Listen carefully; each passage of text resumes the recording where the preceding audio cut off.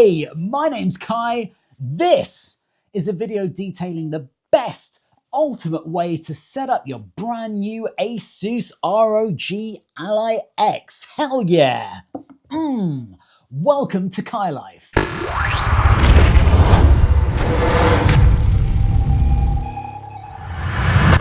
Yes, welcome to the video, welcome to the channel. If you are a new viewer, then come on in.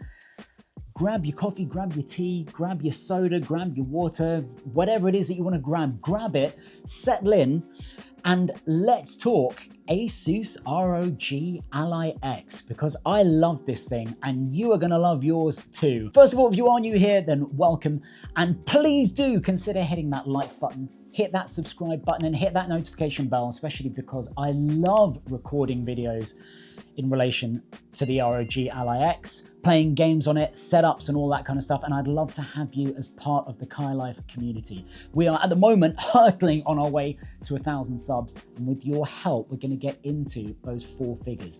So thank you so much for your support. Now whether you've bought one of these during Black Friday, or you're receiving this for Christmas, in which if you are, then Merry Christmas, or maybe you're receiving it for a birthday present, whatever it is, congratulations on your new purchase. I'm here to tell you that you are about to have a hell of a lot of fun, my friends. So when you get the ROG Ally X, you get it in this sumptuous box. Now, I am a bit of a sucker for pearl iridescent vibes. So man, when I got this and I unpackaged it, I remember just being like, done, sold.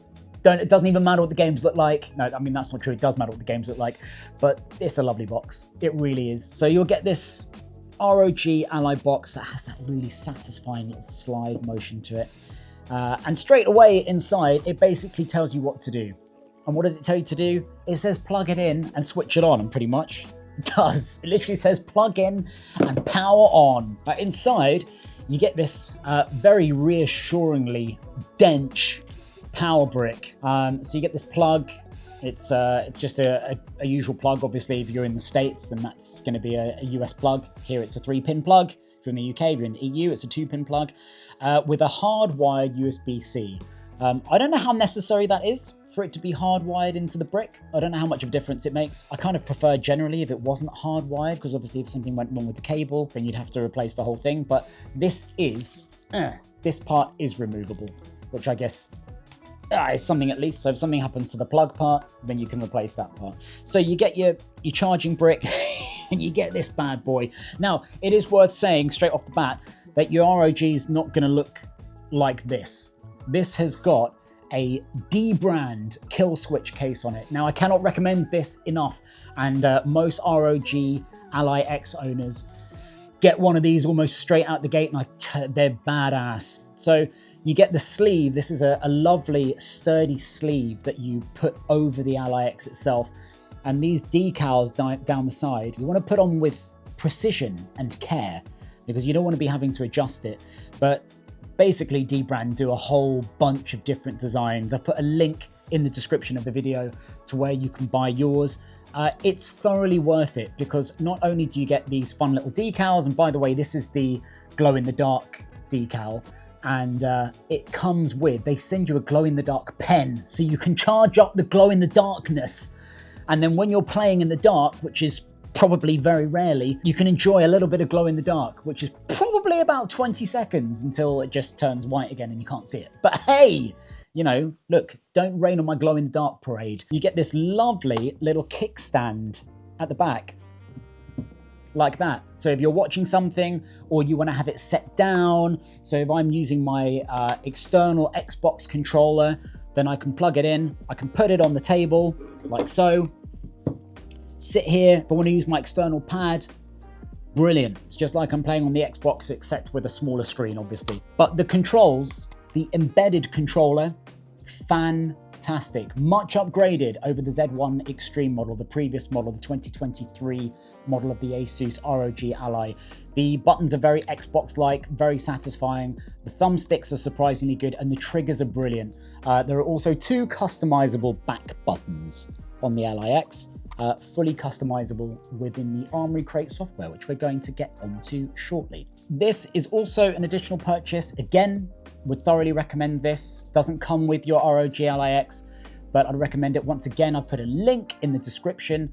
There are loads of third-party docks, but I put a link to the one that I use, which has an Ethernet port. It has 3 USB-As, it has an HDMI out, and it has your USB-C to plug your charging brick into. So the idea with this is that you can put your ROG Ally X into the stand like this lovely right angle USB-C connector, which just snaps into the top. I'll plug my power brick into the back so that it can charge the device and keep the device charged whilst I play. But then I can attach an Ethernet cable to basically have a wired internet connection, which is great in terms of having a stable connection. And I can plug in other things from my wired, there we go, my wired Xbox controller, my Razer Wolverine, or you can plug in a dongle if you wanted to use a keyboard and mouse, which is super easy to do on this because it runs off of Windows 11 and it's a full fat version of Windows 11. So basically you can treat it like a desktop or laptop Windows PC, but very much recommended. Also, the HDMI out means that you can easily plug it into a TV, an external monitor, a big monitor or a portable monitor if you really want to retain that portable vibe to your experience. So when you power up and you turn on your ROG Ally X, you'll be greeted with a completely typical setup screen for a Windows PC. Now, don't let this dissuade you. As I've already said in one of my other videos, which is should you buy an ROG Ally X going into 2025, I talk a little bit about the fact that a lot of people beat up on the ROG and ASUS in general for having their machines based on Windows 11 like it's a bad thing. It's not. It's a fantastic thing, especially because it's not some form of Windows 11 Lite, or, like how in an iPhone you're using iOS, or in an iPad you're using iOS, but then on your full MacBook or your iMac you're using the full Mac OS experience. This is the full Windows experience on here, so you can, if you wanted to, use this as a Windows PC. This thing is brilliant running on Windows and extremely simple. Please do not, either from anecdotal conversations or other YouTube videos, believe that because this device runs on Windows 11 that it is complex and complicated to optimize and set up your games on. It's not. It's an absolute breeze. It's so easy. So you turn it on and you're greeted with your installation page for Windows 11. Just follow all of the pages through. I would recommend that you install as little as the extra software that it offers as possible. So it will ask you, do you want to install Microsoft 365 or Office, which is, your Word and your Excel and whatever. It's not easy to skip all of these. It's no problem if you install these because you can uninstall them later. And that's what I did. I basically agreed to most of the installations and then just uninstalled them in Windows itself once I got through to Windows. You can name your device here, but essentially this is a simple process whereby you'll just say, yes, yes, yes, sure, name your device, and then let it do its thing. Once it's downloaded and installed those updates, it will take you through to a conventional Windows screen. So that is just a conventional Windows lock screen right there. Conventional Windows lock screen has a fingerprint scanner on the power button, which I will say to you isn't always particularly amenable to my fingerprint, but that time it worked first time, so I love that. So you'll be greeted with this, which is just a Windows desktop. That's all it is. It's a Windows desktop, but you have some beautiful ASUS gaming software that is seamlessly built into this device. And once you've installed your Windows operating system and it's downloaded the updates, this is what you'll be greeted with. And you'll want to visit, if it doesn't automatically open itself, what is called the Armoury Crate. Now, Armoury Crate is the name given to ASUS's native software that's just going to make using games and opening your games and playing your games an absolute doddle. It really is. It's basically just a hub. So I'm going to go ahead and open the Armoury Crate. Now, if it doesn't open automatically, then this button on your Ally X, so the bottom one of these two face buttons on the right, will bring up your Armoury Crate. And in there is a section which will tell you the bits of software that need updating, and they will need updating if you're freshly using your device, pressing what is essentially R1, which is a bit of a PlayStation nod rather than an Xbox nod, but that's okay. So pressing R1 or RB, I guess it's called, and then going down to Update Center and pressing A. Now, you should be there automatically. This will take you to the screen automatically when you start Armoury Crate for the first time. And there's an option there that says check for updates, and then a nice list here of all of the things that have been recently installed and updated. And all you're going to do is just select download and install. All in all, my friends, that process, including the initial Windows installation and updates, takes about maybe an hour and a half, 2 hours, and it's pretty much fully automated. So I'm gonna say it again, do not be overwhelmed by this. If you have ever downloaded any firmware updates, software updates, you've installed any kind of software on any kind of machine, this is no different. It really isn't. You download firmware updates on your Xbox Series X or your PlayStation 5, this is no different. So don't let anyone think that because this is running on Windows that there's some sort of extra complexity here, or you need to learn how to jump through a new set of hoops. You don't. It's really, really straightforward, I promise you. Now, once those have installed, I would recommend then just checking for updates for Windows itself on Windows Update. So if I just take you back to Windows, either that will pop up automatically, or down here in the taskbar, be a little yellow exclamation mark, which will basically tell you, hey, you've just installed Windows, that's great, congratulations, but there's a bunch of critical software updates. Install those. Again, it's very simple. You'll open Windows Update and it will just say download and install. And almost certainly you'll have to restart your device.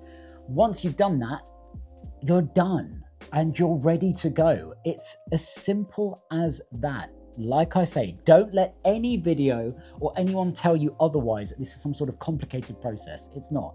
It's all just check for updates, download, install, done. Once you're there, of course, you've got no games on your device. So then it's a case of what games you're going to play, what games you already own, where do you want to search for games, etc., etc. And that's where the Armoury Crate is super, super handy. So the Armoury Crate, as I say, is ASUS's inbuilt little gaming hub. So it's little home screen. Let's just go out of the update menu. There. So if you see here, this is my launcher hub. So this is what I have installed. Now, pre-installed, you'll have Steam. You'll have the Xbox app as well, which is a massive boon in this device, an absolutely massive boon. You will get a 3-month free subscription to Xbox Game Pass Ultimate upon purchasing the device. If you already have Game Pass because you're an Xbox user, then it seamlessly integrates. And it is a massive perk in owning this device and running it on Windows. It really, really is. It's a huge perk. So you can basically just download any game that you'd run on Game Pass. If you've got a Game Pass subscription and you want to use that 3-month Game Pass subscription, it's as simple as going into the Xbox app. That'll then launch the Xbox Game Pass launcher, and you can view all the Game Pass titles. You can download them to your device on the inbuilt SSD, or if you want to purchase, obviously you have to purchase this separately, a micro SD card that can slot in the top and act as additional storage. Then you can play your games from Xbox Game Pass. It's amazing. It's so cool. Apart from that, most games, if you do already game on your Xbox, they will have cloud saves, so you can game on your Xbox and you can use exactly the same profile, the same save points, and seamlessly switch between the two. That's what I do. I play Diablo 4 or Path of Exile 2 on my Xbox Series X. And then I can boot up my ROG Ally X and just continue from where I left off. Or I can play Rocket League or Call of Duty or Warzone and use the same profile. It's awesome, guys. It's awesome. So for anything that's Game Pass related, that's where you will download and launch your games from, including cloud gaming, where you don't need to download a Game Pass game directly to your device. You can just play with cloud gaming.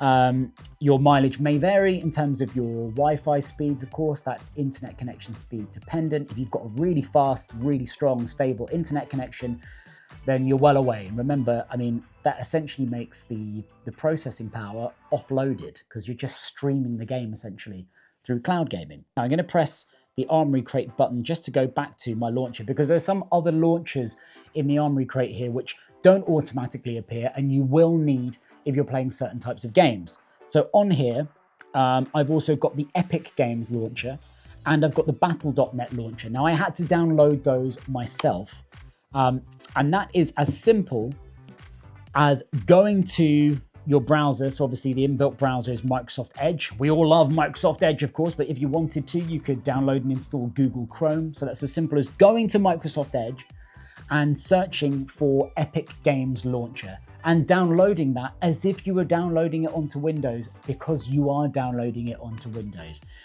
Once you've installed the Epic Games Launcher, the Armoury Crate will automatically detect that you have downloaded something that integrates into its software, and it will automatically appear in the Armoury Crate, which again is an awesome feature. So if you're looking to play Rocket League, if you're looking to play Fortnite, then download the Epic Games Launcher, because that'll be your hub for those two games. Like I've said previously, if you're playing Fortnite or Rocket League on your Xbox Series X or your PS5, then there's seamless integration. You can merge all your accounts. It all hooks up and they all speak to each other absolutely beautifully. I've got the Epic Games launcher on there, and that's what I use for when I'm playing Fortnite or Rocket League. The Battle.net launcher I've got on there to use with Diablo 4. Again, just literally Googling on Microsoft Edge, Battle.net launcher, download it for Windows, install it, and the Armoury Crate automatically just says, I can use this, I can work with this, and then off you go. As simple as that. Steam, of course, runs brilliantly on this and houses all of your Steam library. It has the Steam store in there, so you can look at all the latest sales.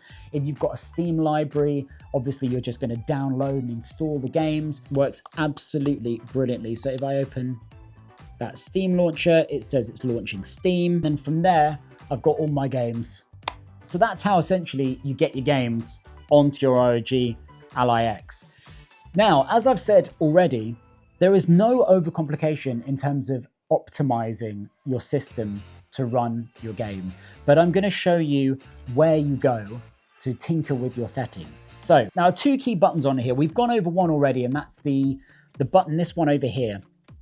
And that deals with opening your Armoury Crate. Now, apart from your launchers, you've got another important screen, which is the same screen that houses your updates, your software updates. And on here, you've got the option to customize how your buttons work, your gamepad.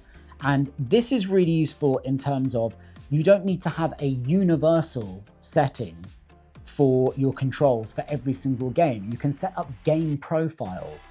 And the fun thing with this is that you don't need to set up these profiles in anticipation for games. You can actually adjust them in the middle of a game. So if you've got a default setup going on and it's great, and then you start a new game and something doesn't quite work, or you want to change your buttons, but then you think, oh, but I don't want to change my buttons for this other menu, which we'll go into in a second, which basically acts as a shortcut menu.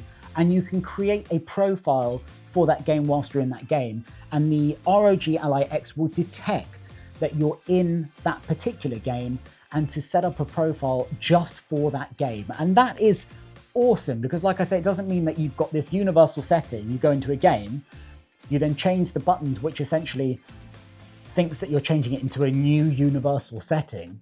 Instead, it just says, oh, okay, you're playing Warzone. I've detected you're playing Warzone. How do you want the controls to be? And I'm going to save that as a Warzone preset. And then when I go back to playing Rocket League or Indiana Jones or Stalker 2, I've got profiles set up for those as well. So it would just change the controls. And it's just so simple. Now, the next thing I'll say that you might have heard from people talking about the Ally X on other videos is that, oh my God, you absolutely need to use a keyboard and mouse because navigating Windows is impossible if you don't have a keyboard and mouse. Nonsense, absolute nonsense. You really don't, unless you really love using a keyboard and mouse, or you're a keyboard and mouse user in games. I'm here to tell you that you don't need it. You really don't. I haven't had an issue with this. It's super easy to bring up a virtual keyboard. This is touchscreen, so it's super easy to navigate windows, even like closing apps and stuff. So if I just take us back to the desktop for a second. So I'm going to scroll up here. Where is show desktop? There we go. Show desktop. Show desktop. There we go. So there's the desktop. So even if I want to access the icons at the bottom, I just press and hold, and it brings up options like I would in Windows, like if I was clicking on it with a mouse, and I can close apps, close windows. I can bring up taskbars. It's super easy to navigate. I can double click on icons here to open apps. Honestly, you don't need a keyboard and mouse to navigate here. I promise you. Performance. Now, this is broken down into different categories, and honestly, the most easy way to access all of this is actually using this other button over here, which, like I say, brings up a different menu. This little shortcut menu. This shortcut menu is customizable over here in your Armoury crate where it says Edit Command Center. So you can change what appears whenever you press this side button. You can make it have as few or as many icons as you like. You can change the order depending on what you want to tinker with whilst you're mid-game. And you can tinker with these mid-game. The only exception is, literally the only exception is, don't tinker with your power mode when you're playing Call of Duty. It's the only thing I'll say. The virtual keyboard, which comes up easily, a real-time monitor, which will show you on-screen stats from frames per second to CPU usage, GPU usage, basically just telling you how hard is any piece of software pushing the machine at any one time. This isn't stuff that you need to see. It's useful to see if you're looking at performance tests, which I have on this channel. Do have a look in the ROG Ally X playlist. But this isn't stuff that you need to have on screen. You've got an FPS limiter if you do want to just lock your frames at a certain number. The show desktop button, which is super useful because if you want to if you're in the middle of a game and you want to drop to the desktop, or you need to quit an app quickly, you can do that by just going to the desktop. Embedded controller, which is basically the Ally X controller. You can enable or disable this. You would disable this if you're using an external controller. So like I say, I can attach my Xbox controller, but I would disable the embedded controller, sorry. You disable that so it can switch that off, because in games like Rocket League, for example, if you attach your external controller, it will see that as a second player and it will retain player one as the embedded controller. So you need to disable the embedded controller, attach your controller, and then it sees the controller as the one and only player. You've then got the various AMD features for different performances. So you've got RSR, which is a way of boosting resolution. It's super resolution. So it's a way that you can play at a lower resolution on your device, but then it upscales, but then keeps that better performance in terms of frames. So this is an option if you're playing, say, AAA games and you're getting lower frame rates than you'd like, then you can try lowering the native resolution and using RSR to upscale whilst trying to retain those frame rates. You've then got your resolution, your native resolution, which is super easy to change on the fly.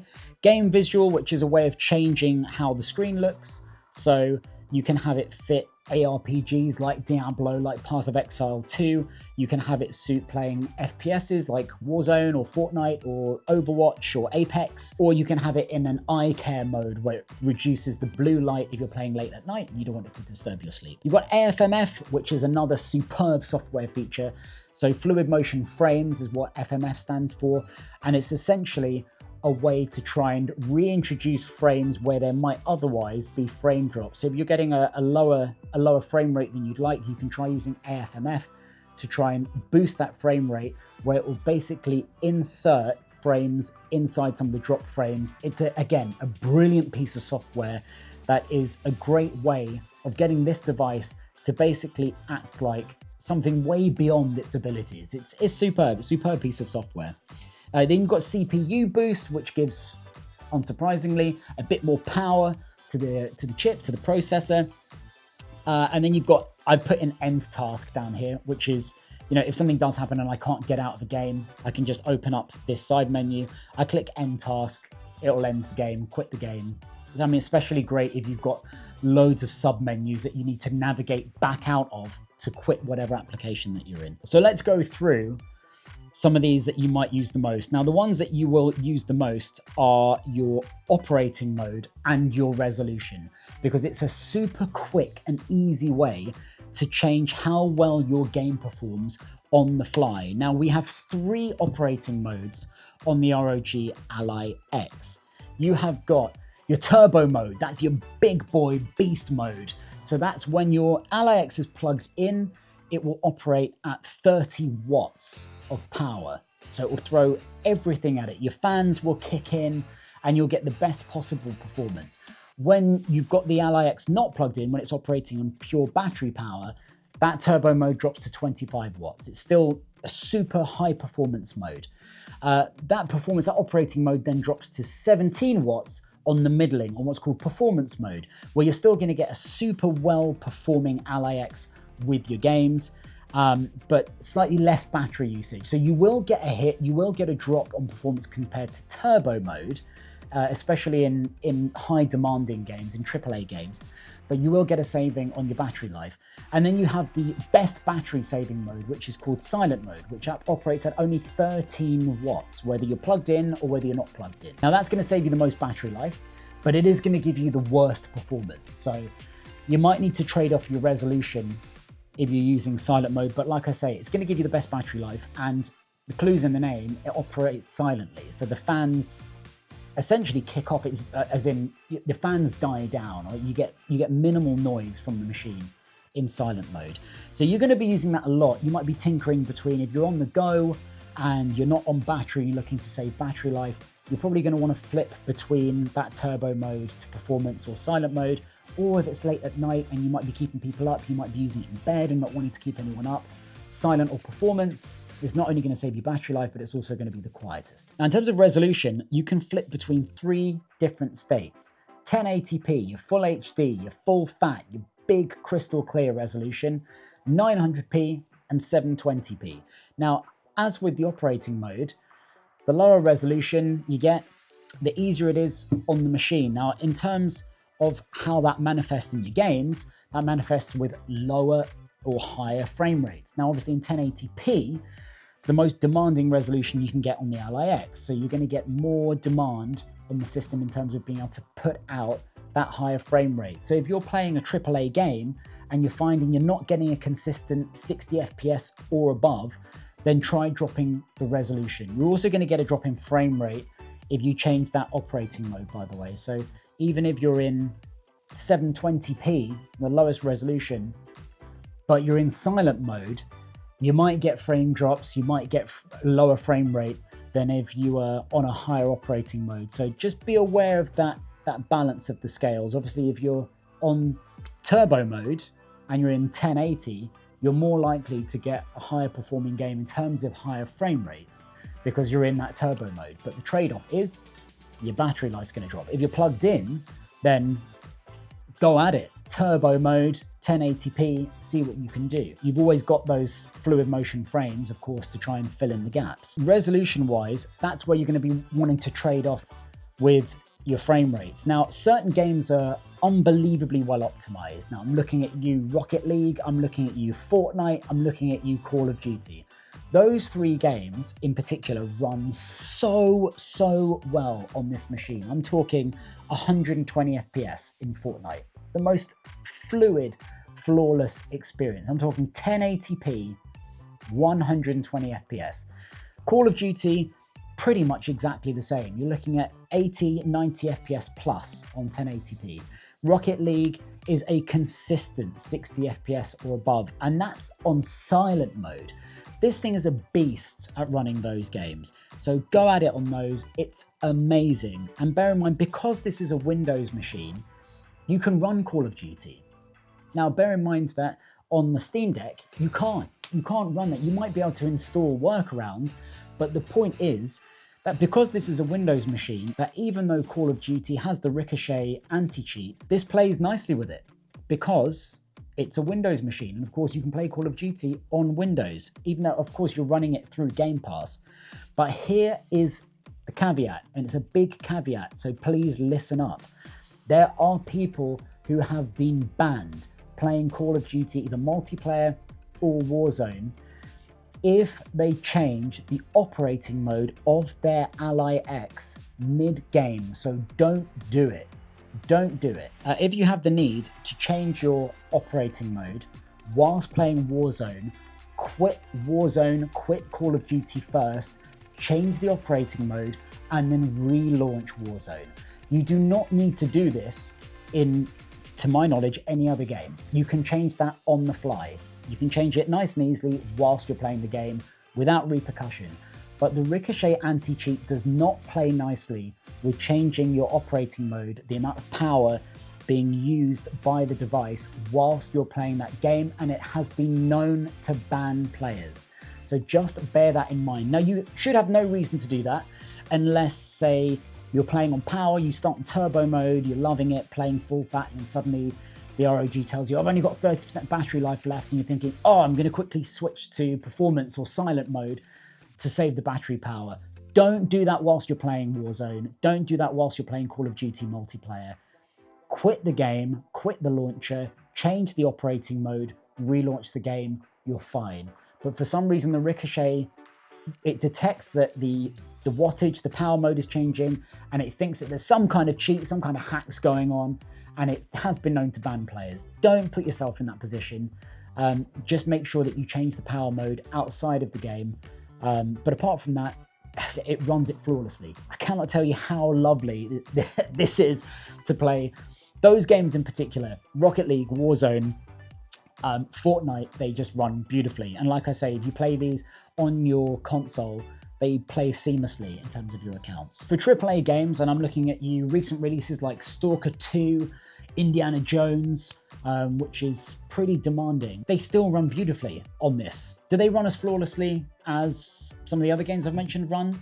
Nope. Would I expect them to? No. Should you expect them to? No. It is important to just, obviously, temper your expectations a little bit. You might need to tweak some of the settings. I'm just going to say, once again, it's not a complicated thing to do. Don't get overwhelmed with the idea that you'll need to spend ages in menus and tinkering this and lowering this and hiring this. It really is just a case of pressing this button, opening this menu, and switching between operating modes, resolutions. Like I say, with this AMD RSR, you can drop the resolution to 720p or 900p, and RSR will then upscale again, but then look to retain the frames that are gained from playing at a natively lower resolution. You've got the fluid motion frames as well. So just bear in mind, you've also got your in-game settings, of course.